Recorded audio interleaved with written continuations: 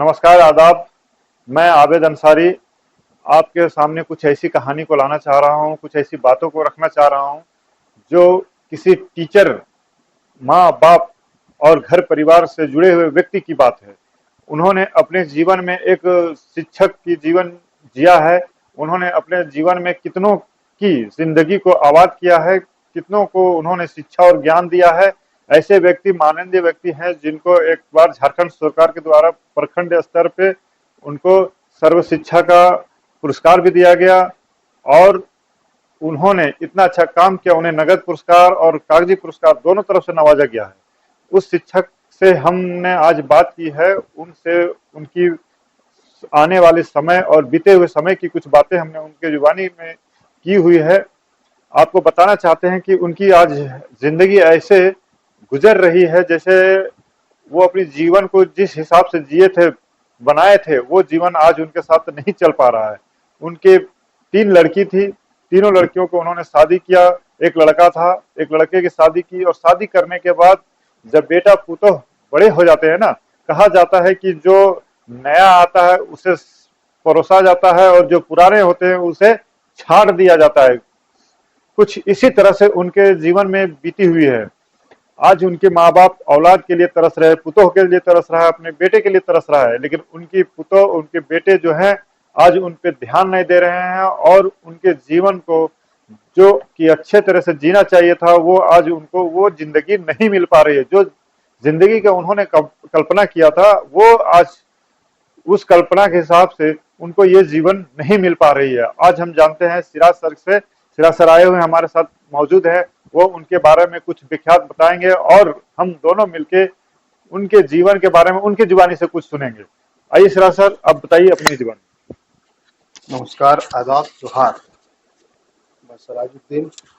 साथ ही आपको बता दें कि ये कहानी है हाजी खलील साहब का, जो मरकच्चो प्रखंड के नवादा गांव में रहते हैं।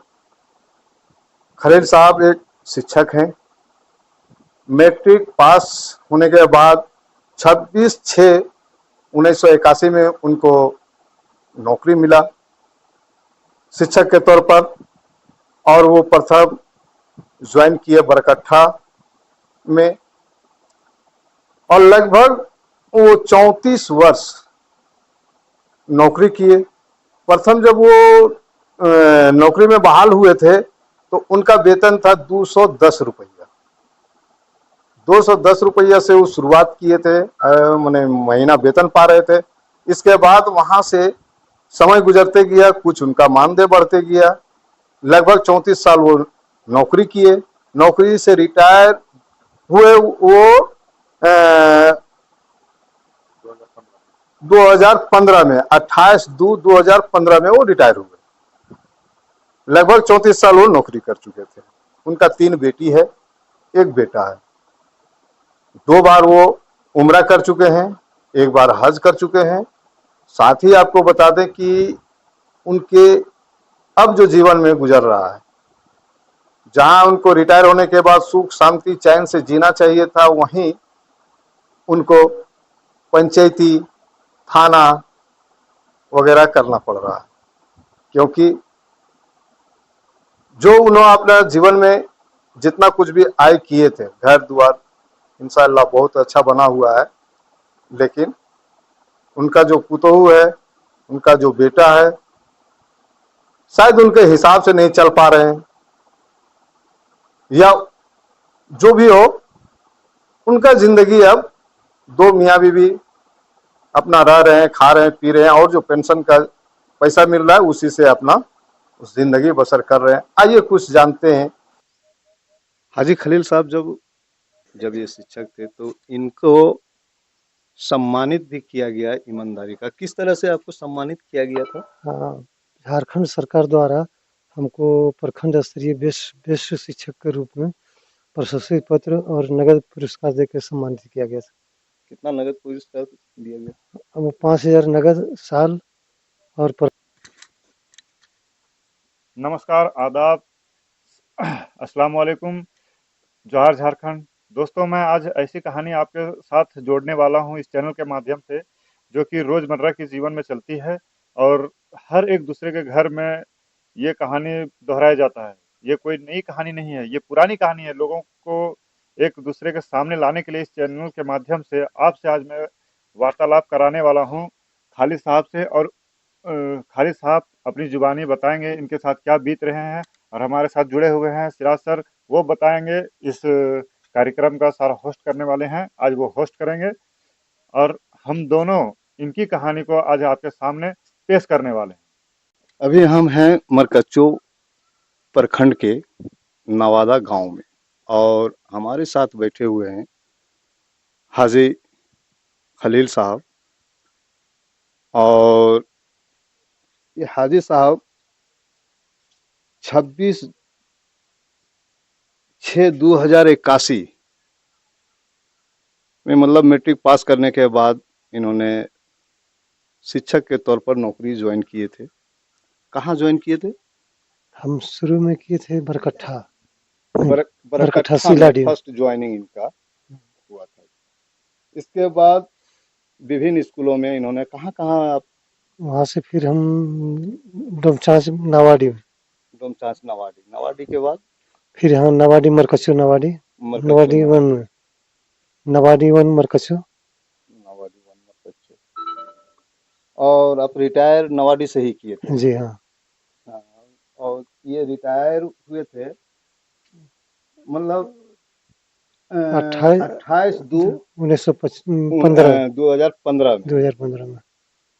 और इनका शुरुआत मानदेय जो था वो शुरुआत में 210 रुपया है ना सर? 210 रुपया में ये ज्वाइन किए थे। ज्वाइन किए थे और 2015 तक लगभग इनका 30,000 वेतन हुआ था। इन्होंने 34 वर्ष तक नौकरी की और स्कूल में मतलब ये शिक्षक के तौर पर थे। साथ ही आपको बता दें कि 3 बार उम्रा किए हुए हैं, 1 बार हज किए हुए हैं। और मेन मकसद जो था दिखाने का वो ये था कि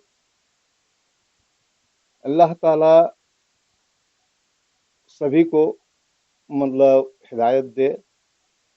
अभी जो मतलब इनका समय है, इन्होंने घर बनाए, सब कुछ किए, खुशहाल जिंदगी जिए। 3 बेटी का शादी किए, 1 बेटा का भी शादी किए। और अगर इनको चाहिए तो अब क्या चाहिए? आराम चाहिए। अपना खा पी करके आराम से जिंदगी गुजारे। लेकिन जब मतलब आदमी रिटायर हो जाता है और अपना पेंशन पर जीवन यापन करना पड़ता है और इसी में अगर बेटा पुतो जो होता है सभी का जीवन में होता है, अगर उनका सहयोग नहीं मिले तो फिर आदमी किस तरह का जिंदगी जिए? जो जिंदगी होता है ये खुशहाल जिंदगी होता है, खुशी में अगर लोग रहते हैं तो शायद हमको जैसा महसूस हो रहा है कि आदमी का जीवन लंबा होता है। आइए कुछ पल जानते हैं हाजी खलील साहब से। सर आप अभी का मतलब जो आपके साथ हो रहा है इस पर कुछ आप दर्शकों को बताइए। अभी का है सो हमारे एक ही लड़का है जिसकी शादी है सो 2015 में हुआ है। 10 साल हो गया। 10 साल के दरमियान मेरी बहू कभी सेवा नहीं करती है, न तो कुछ खाना पीना भी देती है, न तो झाड़ू बहारू करती है, किसी भी तरह का सेवा नहीं करती है। उल्टे रात दिन झगड़ा करती है और हम लोग को कई बार ऐसे मारपीट भी किया है। और है सो घर से मैंने एकदम प्रताड़ित इतना करती है, घर से भगाने का हमेशा चेष्टा में रहती है। अभी भी कुछ भी सेवा हुआ नहीं करती है और हम लोग को बहुत मैंने तंग करती है। और उसका जो बाप है मैंने हमें समझी हुए हमारे बहू का बाप, वो है सो हमेशा आकर के बहकाते रहते हैं और ये सब है सो झगड़ा फसाद कराते रहते हैं। तो जैसा कि आप सुने कि जो है आराम करने का जिंदगी है, लेकिन इस जिंदगी में पंचायती झगड़ा फसाद बवाल ये सब नहीं होना चाहिए था, लेकिन फिर भी झेल रहे हैं। और आगे आपका क्या इरादा है? आगे क्या, हम तो अभी मैंने शुगर का मरीज हैं, हार्ट का भी है, बहुत तरह की परेशानी है जिसके चलते मैंने कभी-कभी बेचैनी भी हो जाती है और हम सुख से जीना चाहते हैं, लेकिन हम लोग अलग खाते-पीते हैं दोनों मियाँ-बीवी, उसका अलग है सिस्टम, तब पर भी ये सो हमेशा तंग होता है। हम सुकून से ज़िंदगी जीना चाहते अच्छा, हैं। अलग रहने के बाद भी आप यहाँ से खर्चा वगैरह उन लोग को देते हैं? नहीं, आपने ही पेंशन से नहीं किया? बच्चे जो हैं उनके सब खाते-पीते यहीं पर हैं अच्छा। और माने जो कुछ होता है, वो होता है, हम क्या करें, पैसा बचता ही नहीं है। आप ये बताइए कि अभी जो आपने बहू के बारे में बताया, तो आपके जो लड़का हुआ, जी। उनका क्या प्रतिक्रिया है, उनका क्या कहना है, उनका क्या सोच है? आप थोड़ा उनका क्या उनकी भी कहना, बात को उनको खोले। तो हमेशा बराबर उसे ससुराल में तंग करते हैं, बराबर टॉर्चर करते हैं। वो उसको भी जीना हराम कर देते हैं। तो वो ऐसो अपना माने न्यूट्रल हम लोग से कुछ भी नहीं थी करता है, संपर्क नहीं रखता है। यानी जो भी है उसके ससुराल के तरफ से प्रताड़ित करने के बाद आपका लड़का जो है वो हुँ, आपके साइड में नहीं रहते हैं, जी, आपका यही कहना है। जी। और आप क्या चाहते हैं उनके, जो आपके लड़के के ससुराल हैं उनसे आप क्या चाहते हो, या आपकी पुतौह है या आपके बेटे हैं, उनसे आप क्या चाहते हैं, उनसे आप क्या कैसी जिंदगी की अपेक्षा देखिए, करते हम हैं? लोग पूरी ज़िंदगी है सो मेहनत मज़दूरी करके किसी भी तरह से सब तैयार किए। हमें माने पैतृक संपत्ति कुछ भी नहीं है। ये सब किए हुए हैं और हम लोग सुकून से जीना चाहते हैं और हम लोग कोई तरह से उस सबसे संपर्क नहीं चाहते हैं, ताकि हम लोग को ज़्यादा किसी तरह का उलझन या तकरार हो। लेकिन है सो उस पर भी है सो तकरार इन लोग करता है। मैं बहू हमें बहुत ज़्यादा अथी करती है, गाली-गलौज हैन-तैन। चलिए ठीक है।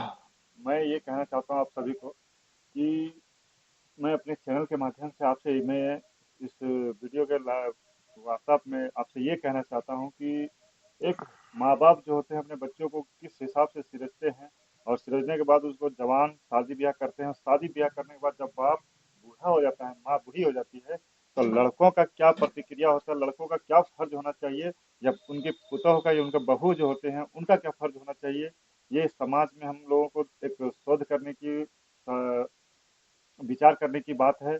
लोगों को सोचना चाहिए कि हमने जिस तरह मेरे माँ बाप ने हमें पाला पोसा, उसी हिसाब से हमें भी अपने माँ बाप को देखना चाहिए। आपका इसमें क्या प्रतिक्रिया है और क्या कमेंट है, आप अपने तरफ से अपने दर्शक लोग आप अपने तरफ से राय दीजिएगा। हमें जिस राय पे आप दीजिए उसी राय पे हम इनका बात को रखेंगे और आगे बढ़ाएंगे। तो फिलहाल